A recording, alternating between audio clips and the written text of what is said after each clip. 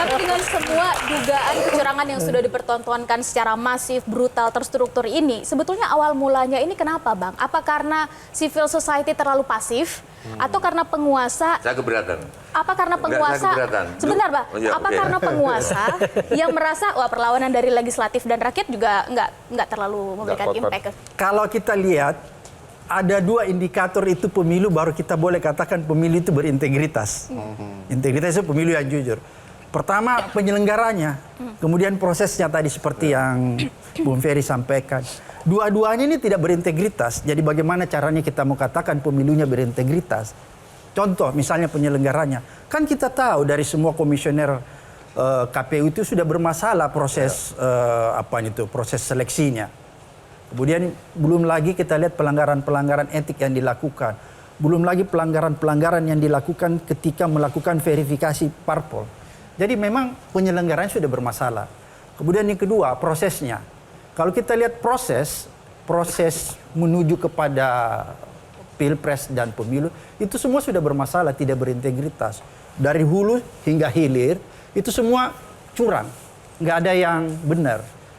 Bang Ferry ini pernah datang ke kantor saya, memperlihatkan peta kecurangan.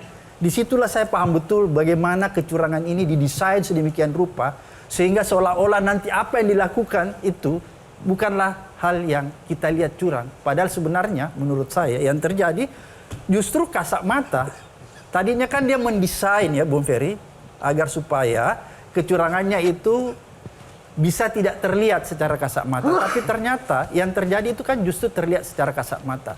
Dan ini menurut saya wajar, karena dalam teori kejahatan, teori-teori pidana, bahwa tidak ada satupun kejahatan yang dilakukan itu bisa sempurna sedemikian rupa, seperti yang didesain dari awal. Persoalannya adalah ketika kita bicara kecurangan, kita harus fair ya, bahwa itu bisa saja terjadi juga di 01, 02, ataupun 03 ya. Oke, jadi yang membedakan adalah, ini kan yang disoroti adalah ada cawe-cawe dari kekuasaan itu.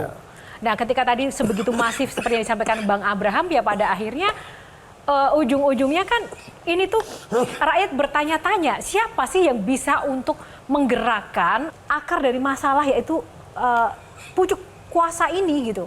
Siapa yang bisa berani? Oke, tadi kalau kita pesimis dengan MK, maka sebenarnya masih ada dua front yang menurut saya yang bisa kita harapkan.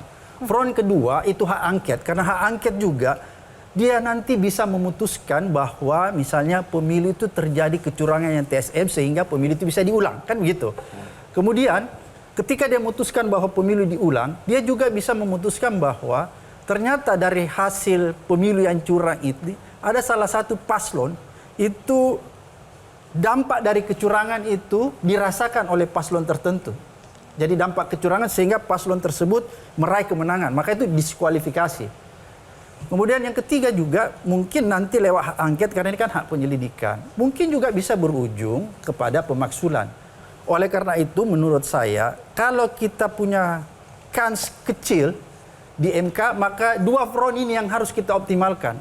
Hak angket dan gerakan massa. Hak angket menurut saya sebenarnya kalau DPR-nya itu DPR yang berintegritas, maka tidak perlu didorong. Tapi karena DPR-nya ini hampir sebagian besar kita ragukan integritasnya, maka dia perlu dorongan dari gerakan massa.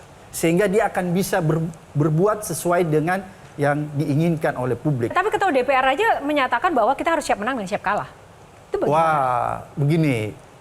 Siap menang, siap kalah itu kita bisa terima kalau memang pertandingannya itu fair, maka kita siap kalah. Tapi kalau pertandingannya tidak fair, maka kalau saya tidak siap untuk kalah. Kalau saya kalah dari hasil kecurangan, maka saya akan menolaknya dan melawannya sampai kapanpun juga. Baik, terima kasih. Jelajahi cara baru mendapatkan informasi. Download Metro TV Extend sekarang.